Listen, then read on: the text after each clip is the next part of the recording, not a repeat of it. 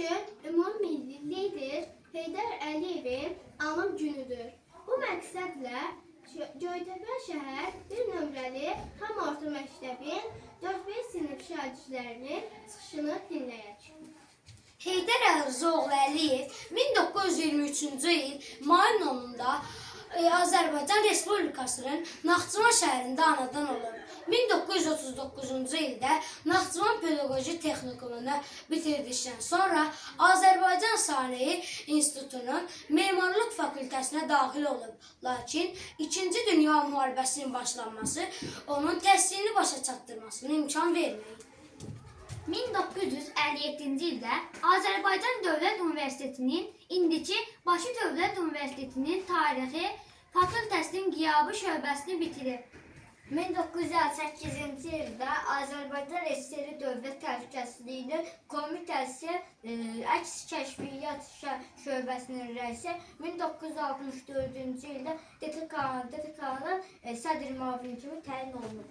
1966-cı ildə Moskvada DTK-nın Dzержinski adına ali məktəbinin rəhbər heyətinin təkmilləşdirilməsi kurslarını müvəffəqiyyəti ilə bitirib.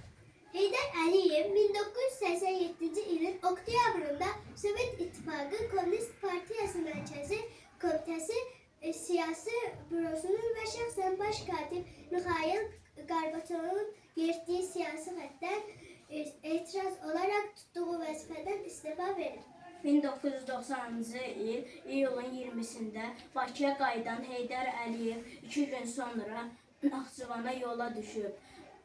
Heydər Əliyev Azərbaycan SSR Xalq Deputatı və Naxçıvan Muxtar Respublikası SSR Xalq Deputatı seçilib.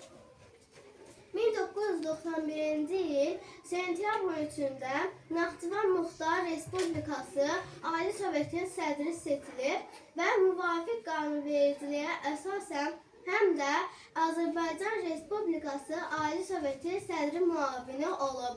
Bu vəzifədə o 1993-cü ilə kimi çalışıb.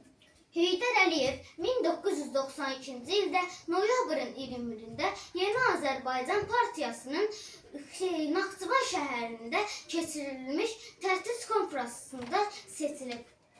1993-cü il may-iyun aylarında ölkədə vətəndaş müharibəsi və müstəqilliyin itirilməsi təhlükəsi yarandığına görə Azərbaycan xalqı Heydər Əliyevi hakimiyyətə gətirilməsi tələbini irəli sürüb və ölkənin o dövrü rəhbərliyi onu Bakıya dəvət etməyə məcbur olub.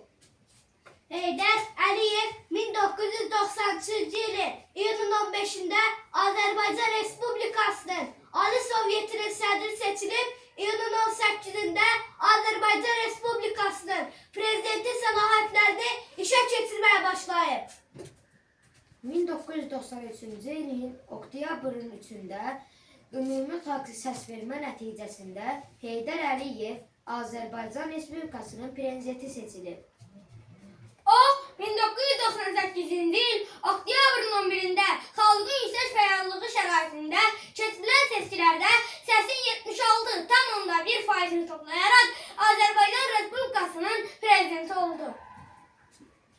2003-cü il oktyabrın 15-də keçirilən prezident seçkilərində namizədliyin irəli sürülməsinə razılıq vermiş Heydər Əliyevin səhhətində yaranmış problemlərlə əlaqədar namizədliyin İlham Əliyevin xeyrinə geri götürür.